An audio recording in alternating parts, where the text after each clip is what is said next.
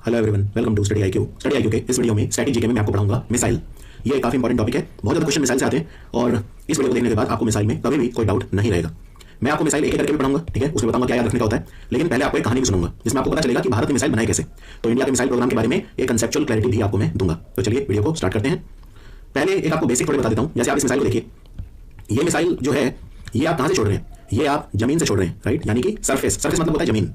तो ये अब अगर मान लो इसका टारगेट एक विमान है, आप इस विमान को डिस्ट्रॉय करना चाहते हैं, ये कोई विमान उड़ रहा है, ठीक है, इस विमान को आप डिस्ट्रॉय करना चाहते हैं तो ये आप हवा में भेज रहे हैं, तो ये हो गई सरफेस टू एयर मिसाइल। जहां से छोड़ते हैं वो हमेशा ऊपर लिखते हैं, फिर टू लिखते हैं और बाद में लिखते हैं जहां हमारा टारगेट होता है, ठीक है, यानी सोर्स पहले लिखते हैं और बाद में लिखते हैं टारगेट। अब मान लो शत्रु का कोई यहाँ पे ट्रक खड़ा हुआ है और मुझे ये मिसाइल मार के ये ट्रक पे गिरानी है, तो वो हो गई सरफेस, क्योंकि मैं छोड़ रहा हूं सरफेस से, तो सरफेस हो गई, तो मैं लिखेंगे सरफेस टू। ये जमीन पे खड़ा है तो हम इसको लिखेंगे सरफेस टू सरफेस मिसाइल, ठीक है। तो मिसाइल किस तरह की है ये डिपेंड करता है आप उसे कहां से छोड़ रहे हो और उसका टारगेट कहां है। अब इमेजिन करो, यहां पे देखो, ये जो मिसाइल छोड़ी है मैंने, ये एक विमान से छोड़ी है, तो इसका सोर्स क्या है, कहां से छोड़ी है? एयर। अब ये अगर जमीन पे जा रही है मारने, कहीं पे जमीन पे गिरा रहे हो, तो ये हो गई एयर टू सरफेस मिसाइल। लेकिन ऐसा भी संभव है कि इस विमान के आगे कोई दूसरा विमान उड़ रहा है और आपने उस विमान को मारने के लिए मिसाइल छोड़ी है, राइट। ये हो सकता है कि कोई विमान नीचे उड़ रहा हो, यहाँ पे उस विमान को गिराने के लिए मिसाइल छोड़ी हो, तो फिर उस केस में आपका स्रोत भी एयर है और आप मार भी हवा में रहे हो, यानी आपका टारगेट भी हवा में है, तो वो हो गई एयर टू एयर मिसाइल। इस तरह से air to surface, surface to air, air to air, कई तरह की मिसाइल हो सकती है। तो कितने तरह की मिसाइल होती है, और ये जो मैं आपको क्लासिफिकेशन बता रहा हूं ये बेस्ड है लॉन्च मोड के ऊपर। लॉन्च मोड मतलब आप कहां से छोड़ रहे हो और कहां मारने वाले हो। तो सरफेस टू सरफेस, सतह से सतह, सरफेस टू एयर, सतह से हवा, सरफेस टू सी मिसाइल। अब इसका क्या मतलब है, मान लो समुद्र है, ये पूरा समुद्र है, समुद्र में शत्रु का कोई जहाज खड़ा हुआ है, ये जहाज है, राइट, ये जहाज है। अब आपने समुद्र के पास यहां से मिसाइल छोड़ी, यानी वो सरफेस है क्योंकि वो तो जमीन है, लेकिन समुद्र के पास है तो हमने उसको कोस्ट बोल दिया, यानी तट है ये समुद्र का। यहां से छोड़ी मिसाइल किसको मारने के लिए? जहाज को। जहाज कहां पे है? समुद्र के अंदर, तो सरफेस टू सी हो गई। बड़ा आसान है, कुछ भी नहीं है। एयर टू एयर, हवा से हवा, हवा से सतह, सी टू सी। अब मिसाइल जो है वो जहाजों से छोड़ी जाती, तो आपने जहाज के ऊपर मिसाइल रखी हुई है और दूसरे जहाज को मारने के लिए आपने मिसाइल छोड़ दी, तो सी टू सी होगी वो, सी टू सी। फिर सी टू सरफेस। अब ऐसा भी हो सकता है कि समुद्र से आपने छोड़ी मिसाइल कि यहां जमीन पे मारने के लिए, तो वो हो गई सी टू सरफेस। और anti tank missile. Anti tank missile बिल्कुल सिंपल होती है, अगर सामने से शत्रु का टैंक आ रहा है, शत्रु का जो है टैंक आ रहा है और आपने यहां से मिसाइल छोड़ी टैंक को उड़ाने के लिए, तो वो है एंटी टैंक मिसाइल। जैसे नाग है, जैसे हेलिना है, या संत मिसाइल है, या ध्रुवस्त्र है, आऊंगा उन पे बताऊंगा आपको, पहले कंसेप्ट क्लियर करवा दूं। तो ये तो आपको क्लियर हो गया क्लासिफिकेशन क्या है मिसाइल का, क्योंकि बहुत बच्चों को यही क्लियर नहीं होता ये सब क्या होता है, सरफेस टू सरफेस और ये सब। अब बड़े आसानी से आपको क्लियर हो गया होगा। अब हम आते हैं दूसरी क्लासिफिकेशन पे, ठीक है, जो बताती है कि मिसाइल जो है वो किस तरह की है, यानी या वो बैलिस्टिक मिसाइल है या वो क्रूज मिसाइल है। तो मिसाइल जो होती है वो दो ही तरह की होती है, या तो वो बैलिस्टिक मिसाइल होती है या क्रूज मिसाइल होती है। अच्छा, मिसाइल की एक क्लासिफिकेशन इस बेसिस पे भी होती है कि होती है। अब यहां पे देखो ये डायग्राम बैलिस्टिक मिसाइल का, तो मिसाइल बहुत सारी चीजों से मिलकर बनती है। ये देखो इसके कितने सारे पार्ट हैं। अब इसमें कहीं पे फ्यूल इंजन होता है, कहीं पे ऑक्सीजन टैंक होता है, कहीं पे कुछ होता है। तो ये मिसाइल आपने यहां से छोड़ी, अब ये क्या कर रही है, ये जो काले रंग में दिया हुआ है, ये धरती के वातावरण के बाहर का इलाका है, अंतरिक्ष। ये देखो आप धीरे धीरे छोटी होती जा रही है साइज में। जैसे यहाँ पे जब ये है तो इसने ये ऊपर वाला एरिया अपना हटा दिया या दूसरा एरिया हटा दिया। ये फाइनली जो काम की चीज है, जो बम है यहाँ पे, बस वो यहाँ पे गिरेगा। और ये देख सकते हैं, ये एक कॉन्टिनेंट है, ये दूसरा कॉन्टिनेंट है। और इंटर कॉन्टिनेंटल बैलिस्टिक मिसाइल जो होती है कम से कम 5500 किलोमीटर, कम से कम 5500 किलोमीटर होनी चाहिए रेंज उसकी, तब उसे आईसीबीएम बोल सकते हो। तो भारत के पास अग्नि 5 जो है बस एक आईसीबीएम है, वो भी उसकी रेंज भी अभी 8000 तक नहीं पहुंची है, वो भी कहीं 5000 5500 के आसपास है। और अग्नि 5 से अभी हमने काम लेना शुरू भी नहीं करा है, अभी तो हम अग्नि 3 के ट्रायल कर रहे हैं, अग्नि 4 और 5 के तो हमने अभी ट्रायल भी नहीं करे।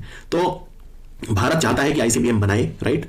और ये हो गई बैलिस्टिक मिसाइल और ये है cruise missile, BrahMos cruise missile है। ये क्रूज मिसाइल जो होती है ये बड़ी सिंपल होती है, ये बस अपने टारगेट को जाके सीधा हिट कर देती है, या फिर आप उसको हल्का सा एक बार प्रिसीजन वो कर दो तो अपने जाके वो हिट कर देती है। प्लेन की तरह उड़ती है सीधी और एकदम जाके सटीक अपने निशाने पे लगती है।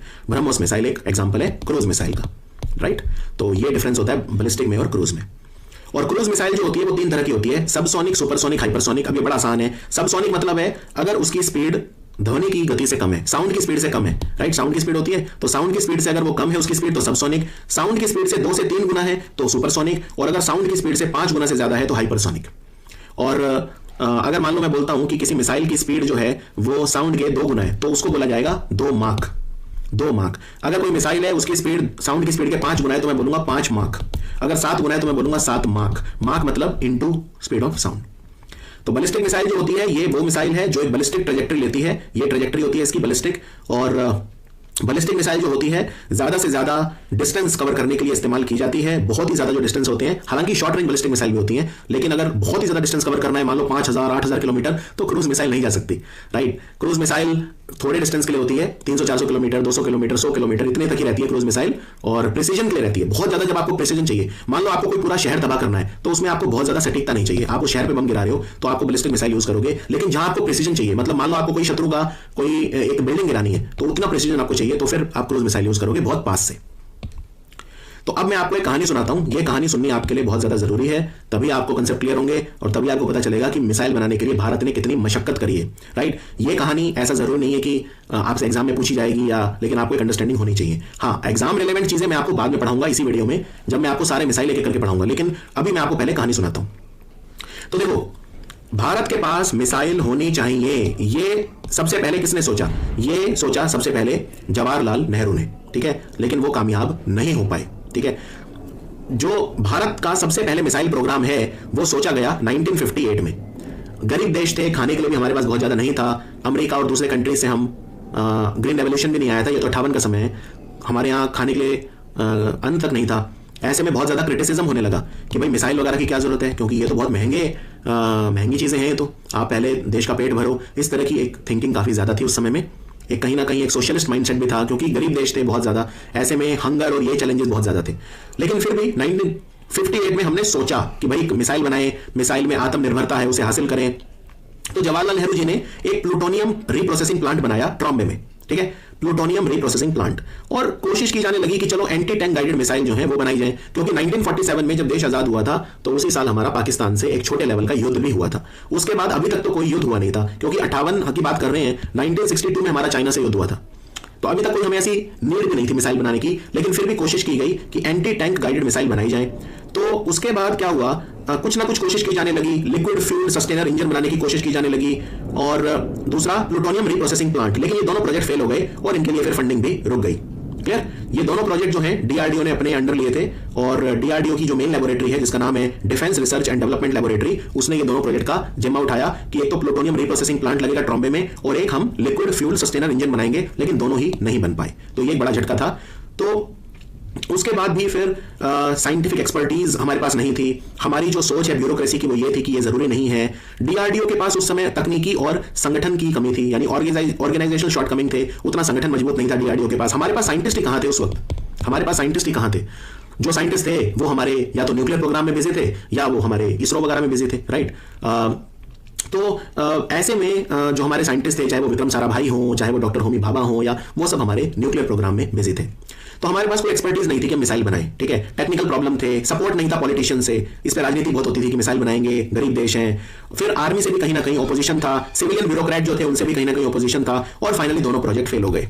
यानी कि ना तो डीआरडीओ प्लूटोनियम रिप्रोसेसिंग प्लांट बना पाया, ना ही वो लिक्विड फ्यूल सस्टेनर इंजन को बना पाया, और ये कहानी चलती रही लगभग 1970 तक। इस बीच में अच्छी बात एक हुई कि फ्रांस ने हमें एक रॉकेट दिया पहली बार मई 1964 में, जो था सेंटोर रिसर्च रॉकेट, और हमने उस पर काम करना स्टार्ट किया। तो उससे कुछ ना कुछ हमें एक्सपर्टीज मिली, क्योंकि बाद में जब हमने मिसाइल फाइनली 1985 में बनानी स्टार्ट करी थी, तो हमें 20 साल का एक्सपीरियंस फ्रांस के जो रॉकेट थे उनके साथ हो गया था हमारे इंजीनियर को, क्योंकि 64 में मिला था, तो लगभग 85 में प्रोडक्शन स्टार्ट हुआ था, 83 में प्रोजेक्ट आया था, इंटीग्रेटेड मिसाइल डेवलपमेंट प्रोजेक्ट। तो हमें काफी एक्सपीरियंस हो गया था।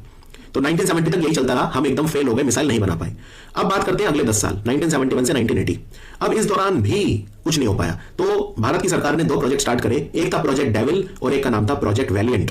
प्रोजेक्ट वैलियंट था कि भाई हम लॉन्ग रेंज बैलिस्टिक मिसाइल बनाएंगे, जो जिनकी रेंज बहुत ज्यादा होगी, 8000 किलोमीटर। लेकिन अगेन टेक्नोलॉजिकल और ब्यूरोक्रेटिक रीजंस की वजह से नहीं बना पाए, ना हमारे पास साइंटिफिक एक्सपर्टीज थी, ना हमारे पास इंजीनियरिंग एक्सपर्टीज थी, और ये प्रोजेक्ट 1974 में बंद करना पड़ा। प्रोजेक्ट वैलियंट को हमें बंद करना पड़ा।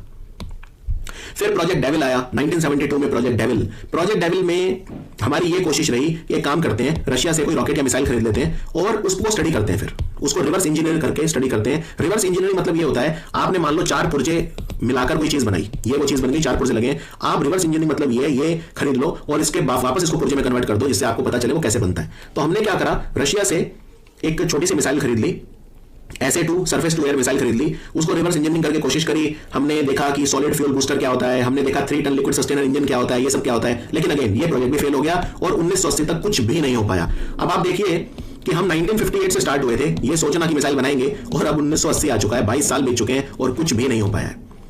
इस बीच कुछ चीजें हम हुई, जैसे हमने 1974 में न्यूक्लियर टेस्ट करा इंदिरा गांधी के नेतृत्व में, क्योंकि इंदिरा गांधी न्यूक्लियर बम बनाना चाहती थी। तो 1974 में जो है उन्होंने न्यूक्लियर टेस्ट भारत का करवा दिया। ये पीसफुल न्यूक्लियर टेस्ट था, ये न्यूक्लियर पावर बनने के लिए नहीं था, बल्कि ये था कि हम न्यूक्लियर शक्ति का इस्तेमाल करेंगे पीसफुल पर्पस के लिए। अमेरिका वगैरह से प्रेशर भी बहुत रहता था कि न्यूक्लियर बम नहीं बना सकते। फिर फाइनली क्या हुआ, जब हम न्यूक्लियर टेस्ट हमने करा, थोड़ी हमारी हिम्मत बढ़ी और इस दौरान कहीं ना कहीं हमारा जो स्पेस प्रोग्राम था उसको भी बल मिल रहा था। जैसे हमने 70s में आर्यभट्टा सैटेलाइट थी, 75 में छोड़ी। आर्यभट्टा पहली सैटेलाइट थी जो हमने छोड़ी थी। उससे पहले हमने एक छोटी सी सैटेलाइट पे काम करा, रोहिणी सैटेलाइट, हमने उस पर काम करा, रोहिणी इंजन बनाया। तो कुछ ना कुछ हमारा मोटिवेशन बढ़ रहा था। सबसे बड़ा फर्क कब आया? 1982 में क्या हुआ, हमने कमेटी बनाई और हमने सोचा कि भाई इस बार तो कुछ भी हो जाए, हम मिसाइल बना के रहेंगे। तो इस कमेटी ने एक साल के बाद यानी 1983 में स्टार्ट करा इंटीग्रेटेड गाइडेड मिसाइल प्रोग्राम, जिसको बोलते हैं IGMDP, integrated guided missile programme. तो ये प्रोग्राम जो था, ये आइडिया था डॉक्टर एपीजे अब्दुल कलाम का। ये पहली बार था जब भारत ने एक अच्छे तरह से सोच लिया, भाई अब तो हम बनाएंगे। यानी हमारा जो मिसाइल डेवलपमेंट का प्लान था उसमें डिसाइसिव शिफ्ट हुआ, ठीक है। और ये प्रोग्राम फाइनली 1983 में स्टार्ट हुआ, जिसका नाम है integrated guided missile development programme. ये डीआरडीओ ने स्टार्ट करा और ये इसमें पहली बार भारत में नेताओं ने भी सपोर्ट करना स्टार्ट किया, इसे आर्मी ने भी सपोर्ट करना स्टार्ट किया, जनता ने भी सपोर्ट करना स्टार्ट किया कि हाँ भाई अब हमें मिसाइल चाहिए। क्यों? क्योंकि अब तक 62 का युद्ध हो चुका था, 65 का युद्ध पाकिस्तान के खिलाफ और 71 का युद्ध पाकिस्तान के खिलाफ हो चुका था। 3 युद्ध हो चुके थे और तब हमें रियलाइज हुआ कि भाई अब हमें एक महाशक्ति बनना है। तो एपीजे अब्दुल कलाम जी का सबसे बड़ा हाथ है इसमें, क्योंकि यही थे इस प्रोग्राम के करता धरता, मतलब इन्हीं का आइडिया था कि एक हम आईजीएमडीपी स्टार्ट करें।